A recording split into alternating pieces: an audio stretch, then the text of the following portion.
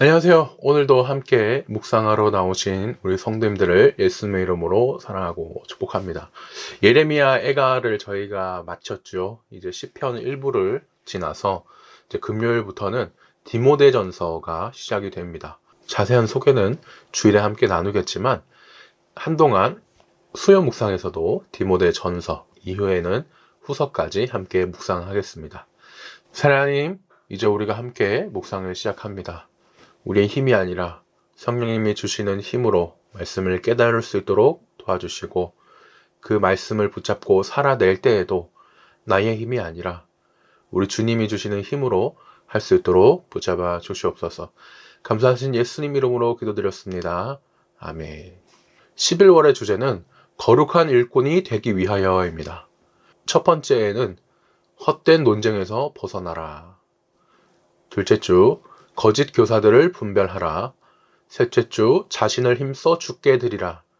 넷째 주, 세상의 풍조를 쫓지 말라라는 제목으로 함께 나눕니다. 오늘은 헛된 논쟁에서 벗어나라 라는 주제로 디모데전서 1장 1절에서 11절 말씀으로 함께 묵상합니다. 먼저 새번역입니다. 우리의 구주이신 하나님과 우리의 소망이신 그리스도 예수의 명령으로 그리스도 예수의 사도가 된 나 바울이 믿음 안에서 나의 참 아들이 된 디모데에게 이 편지를 씁니다. 하나님 아버지와 우리 주 그리스도 예수께서 내려주시는 은혜와 자비와 평화가 그대에게 있기를 바랍니다. 내가 마케도니아로 떠날 때에 그대에게 에베소에게 머물러 있으라고 부탁하였습니다.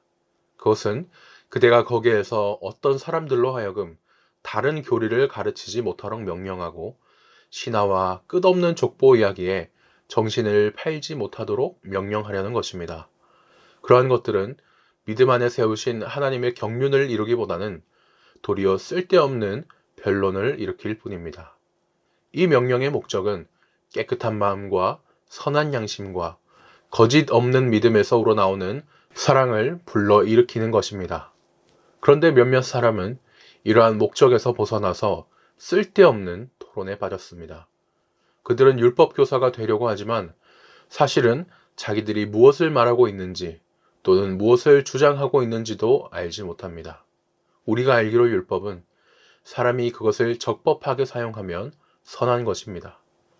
율법이 제정된 것은 의로운 사람 때문이 아니라 법을 어기는 자와 순종하지 않는 자와 경건하지 않은 자와 죄인과 거룩하지 않은 자와 속된 자와 아비를 살해하는 자와 어미를 살해하는 자와 살인자와 간음하는 자와 남색하는 자와 사람을 유괴하는 자와 거짓말하는 자와 거짓 맹세를 하는 자와 그 밖에도 무엇이든지 건전한 교훈에 배치되는 일 때문임을 우리는 압니다.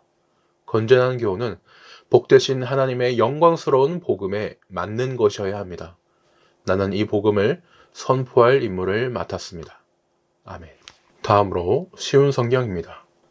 우리 구주이신 하나님과 우리의 희망이신 그리스도 예수님의 명령으로 그리스도 예수님의 사도가 된 나 바울은 나의 참된 믿음의 아들 디모데에게 하나님 아버지와 우리 주 그리스도 예수님의 은혜와 자비와 평안이 함께하기를 기도합니다. 내가 마케도니아로 갈 때 부탁한 대로 그대는 에베소에 머물면서 누구든지 다른 교훈을 가르치지 못하게 하고 신화나 끝없는 족보 이야기에 집착하지 못하게 하시오. 그런 것은 우가치한 변론만 일으킬 뿐 믿음으로 구원을 받는 하나님의 계획을 아는 데는 아무런 도움을 주지 못합니다. 그러나 나의 부탁은 성도들이 깨끗한 마음과 선한 양심과 거짓이 없는 믿음에서 나오는 사랑으로 생활하게 하라는 것입니다. 그러나 어떤 사람들은 이러한 생활에서 떠나 쓸데없는 토론만 일삼고 있습니다. 그들은 율법의 선생이 되고 싶어 하지만 자기들이 말하며 주장하는 것조차 깨닫지 못하고 있습니다. 우리가 아는 대로 사람이 율법을 올바르게 사용한다면 그것은 좋은 것입니다. 그러나 율법은 의로운 사람을 위해 있는 것이 아니라 법을 어긴 사람, 거역하는 사람, 경건치 않은 사람, 죄인, 거룩하지 않은 사람, 하나님을 모독하는 사람, 부모를 죽이는 사람, 살인자, 음행하는 사람, 동성연애하는 사람, 유괴범, 거짓말쟁이, 거짓 증언자, 그 밖에 건전한 교훈을 반대하는 사람을 위해 있는 것입니다. 이 건전한 교훈은 복되신 하나님의 영광스러운 기쁜 소식에 근거한 것이며 나는 이것을 전하는 일을 맡은 사람입니다. 아멘. 마지막 메시지입니다. 나 바울은 우리의 산 소망이신 그리스도를 위해 특별한 임무를 맡은 사도입니다. 나는 우리 구주이신 하나님의 명령에 따라 믿음 안에서 나의 아들 된 디모데에게 이 편지를 씁니다. 우리 하나님과 그리스도께서 주시는 온갖 좋은 선물이 그대의 것이 되기를 바랍니다. 내가 마케도니아로 가는 길에 그대에게 에베소에 머물 것을 권했습니다. 나의 생각은 지금도 변함이 없습니다. 그대는 그곳에 머물면서 가르침이 계속 이어지게 하십시오. 몇몇 사람들이 기이한 이야기와 허망한 족보를 소개하고 있는 것이 분명합니다. 그런 것은 사람들을 중심으로 되돌려 그들의 믿음과 순종이 깊어지도록 해주기보다는 오히려 어리석음에 빠지게 할 뿐입니다. 우리가 이렇게 강권하는 목적은 오직 사랑입니다. 이기심과 거짓 믿음에 물들지 않은 사랑, 곧 하나님을 향해 열려있는 삶을 위해서입니다. 이 목적에서 벗어난 자들은 조만간 길을 잃고 쓸데없는 말에 빠져들고 말 것입니다. 그들은 종교적인 문제의 전문가인 양 우쭐대면서 온갖 화려한 말로 열변을 토하지만 정작 자기들이 무슨 말을 하고 있는지 전혀 알지 못합니다. 도덕적 지침과 조언이 필요하기는 하지만 그 내용만큼이나 필요한 사람에게 제대로 전해주는 것이 중요합니다. 율법은 책임을 다하며 사는 사람들 때문이 아니라 무책임한 사람들, 곧 모든 권위에 도전하면서 하나님이든 생명이든 성륜이든 진리든 무엇이든지 함부로 취급하는 자들 때문에 있는 것이 분명하지 않습니까? 그들은 크신 하나님께서 내게 맡겨주신 이 위대한 메시지를 멸시하는 자들입니다. 아멘. 지금까지 저희가 3번 말씀을 들었습니다. 그리스도인은요, 그냥 하루하루 살아가는 사람들이 아니지요. 하나님의 일꾼으로서 하나님이 각자에게 맡기신 사명을 감당하는 사람들입니다. 이런 우리는 어떻게 살 수 있을까요? 함께 말씀을 살펴보도록 하겠습니다. 큰 첫 번째입니다. 1절에서 7절을 보니 교회는 다른 교훈을 경계해야 합니다. 바울이 디모데를 에베소에 머물게 한 이유는 무엇입니까? 3절과 4절을 보니 교회 안에 성경과 다른 교훈을 가르치는 사람들을 막아서 신화와 끝없는 족보에 빠지지 않게 하려고 디모데를 에베소에 머물게 했습니다. 바울은 선교사이자 교회 개척 전문가였습니다. 한 도시에 오래 있지 않고 몇 개월 있다 떠나고 다시 찾아오고 그렇게 사역을 했죠. 그런 바울이 이 에베소에 2년이나 있었습니다. 바울에게 있어서 이 에베소 교회가 얼마나 중요했는지를 또 그만큼 오래 있을 수 있게 하나님이 하셨는지를 알 수 있습니다. 그게 이제 에베소가 바울이 사랑한 도시라고 한다면 사랑한 사람, 즉 제자도 있죠. 디모데는 바울이 아들이라고 할 정도로 참 아꼈던 제자였습니다. 이 디모데는 루스드라 사람이었는데 1차 전도 때 자기 동네에 온 바울을 통해 예수님을 믿게 됐거든요. 2차 전도 때 바울이 루스드라라는 동네를 와보니까 디모데의 신앙이 많은 사람한테 칭찬받을 정도로 확 커져 있는 겁니다. 이 사도행전에 나와 있습니다. 그래서 마가 요한 대신에 이제 디모데를 데리고 선교 여행을 다니기도 하죠. 정말 이렇게 디모데를 아꼈는데 바울이 4차 선교 여행을 다니던 중에 이 디모데를 에베소에 남기고 왔습니다. 왜냐? 오늘 말씀에도 나와 있지만 이 에베소 교회 안에 계속 거짓 교훈, 그 이단 사상을 퍼뜨리는 요즘 말로 하면 사이비 이단 같은 거짓 선생들이 있기 때문이었죠. 바울은 자기 자신이 남아서 교회를 돌보는 게 제일 좋겠죠. 하지만 또 다음 선교지로 가야 하고 또 자신의 사역이 있으니 아쉬운 대로 자기가 제일 믿는 디모데를 대신 에베소에 남겨둡니다. 교회 역사를 보면요, 참 어느 시대나 교회는 공격을 받았습니다. 초대 교회 때부터 그랬다는 것이 참 더 놀라운데요. 밖에서는 세상의 교회를 핍박하고 또 안에서는 이단과 같은 거짓 교사가 교회를 무너뜨리려고 합니다.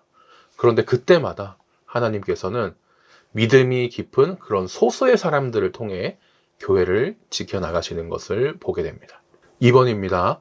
바울이 금하는 다른 교훈은 어떤 결과를 초래합니까? 4절 뒷부분을 보니까 믿음으로 하나님의 뜻을 이루는 게 아니라 싸움만 일으킨다고 하고 있습니다. 지금 우리에 있는 대부분의 이단이 똑같이 하는 말이 있습니다. 다른 사람한테는 감춰져서 모르지만 나는 특별하기 때문에 뭐 영의 눈으로 보든지 하나님이 알려주셔가지고 어떤 비밀을 알고 있다. 이 비밀을 알아야 이제 구원을 받는다. 이런 이제 멍멍이 소리, 이상한 소리를 합니다. 이렇게 특별하게 영적 지식을 알아야 구원받는다. 이것을 어렵게 영지주의라고 하는데요. 예나 지금이나 이 수준 낮은 수법은 변함이 없습니다. 지금은 이제 특정 교주만 받은 비밀 계시가 있다고 속이고 있다면요. 당시에는 유대인들의 족보, 신화 이런 것을 주제로 이것을 알아야 구원받지. 너는 이것도 몰라? 이런 식으로 속였습니다. 어떤 사람들이 쓴 가짜 성경, 구약 인물로 만든 신화, 천사나 이런 영적 존재에 대한 숭배 등 말도 안 되는 이야기들을 주장합니다. 물론 저희는 이것이 가짜라는 것을 알고 있어요. 구원은 오직 예수님을 믿는 믿음으로만 받을 수 있다는 것도 압니다. 계시 또한 이 영적인 눈이나 귀가 열린 뭐 그런 특정 교주가 듣는 것이 아니죠. 누구나 읽을 수 있는 성경으로 이미 다 주셨기 때문에 저희는 이미 모든 것을 밝혀 알고 있습니다. 3번입니다. 바른 교훈의 목적은 무엇입니까? 5절을 보니까 사랑이라고 합니다. 이 사랑은 깨끗한 마음, 선한 양심, 거짓 없는 믿음에서 나오죠. 하나님께서 정말 원하시는 가르침은, 바른 교훈은 이 사람의 속마음이 변화되고 예수님이 그러셨던 것처럼 우리도 사랑하는 삶을 살게 하는 것입니다. 그런데 예나 지금이나 이 교회 안에 사랑보다는 자기 자신을 드러내는 사람들이 있죠. 뭐 신학적인 지식이 없어서 세상적인 것으로 자랑하기도 하지만 반대로 또 신학적인 지식이 또 교만으로 이어지는 경우도 많이 봅니다. 물론 여기서 거짓 교사인 이단들의 가르침은 제대로 된 신학도 아니죠. 그래서 더 큰 문제가 되고 있습니다. 나눔 1번입니다. 디모데는 에베소 교회가 거짓 교회에서 벗어나도록 이끌 사명을 받았습니다. 이렇게 하나님은 한 사람을 통해서, 그런 소수의 일꾼을 통해서 교회를 올바른 방향으로 이끌어 가십니다. 거룩한 교회를 세우기 위해서 나는 무엇을 하길 바라실까? 무엇을 해야 할까? 함께 생각해 보면 좋겠습니다. 큰 2번입니다. 8절에서 11절을 보니 율법은 적법하게 쓸 때 선한 것이 됩니다. 율법은 누구를 위한 것입니까? 9절과 10절을 보니 율법은 교훈을 바르게 듣지 않고 나쁘게 듣는 사람을 위한 것이다 라고 하지요. 당시 거짓 교사들은요, 율법을 자신들이 이런 것도 안다며 막 자랑하는 도구로 썼습니다. 말도 안 되는 해석을 하면서 남들은 모르는 비밀 우리는 알고 있지 이러면서 스스로를 지혜로운 율법의 선생으로 착각하기도 해요. 하지만 아니죠. 율법, 즉 성경의 목적은 단순히 지식을 전달하고 끝나는 게 아닙니다. 영적으로 특별한 지식을 말하는 건 더더욱 아니죠. 율법, 즉 성경을 바로 가르친다면 복음이 있지 않습니까? 아, 예수님이 나 때문에 돌아가셨는데 내가 더 이상 이렇게 살 수는 없어. 이제 자신의 죄를 깨닫고 예수님이 사셨던 것처럼 나도 그렇게 살아야지 느끼게 될 것입니다. 2번입니다. 바른 교훈은 무엇을 따르는 것입니까?